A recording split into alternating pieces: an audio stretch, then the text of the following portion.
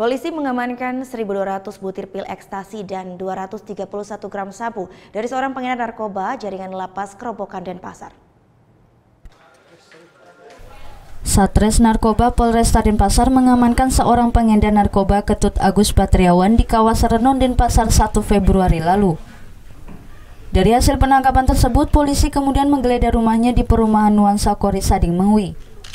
Di rumah tersangka, petugas mengamankan 1.200 butir pil ekstasi dan 231 gram sabu. Dari pengakuan tersangka, barang haram tersebut didapat dari salah satu napi di lapas Kerobokan. Peredarannya pun dikendalikan oleh oknum napi tersebut. Tersangka yang bekerja di sebuah perusahaan kontraktor tersebut biasa mendapat upah Rp50.000 untuk mengedarkan setiap 1 gram sabu. Dari Kerobokan, ya, atas nama Bapak, ini Bapak masih dalam rangka penyelidikan, ya, yang bersangkutan ini. Bapak ini siapa? Bapak ini siapa namanya? Gus? Nggak tahu, Pak. Wah, tahu. Bapak LP Kerobokan maksudnya? LP Kerobokan. Tersangka dijerat dengan pasal 112 Undang-Undang Narkotika dan terancam maksimal 20 tahun penjara. Surya Sanjaya melaporkan untuk NET.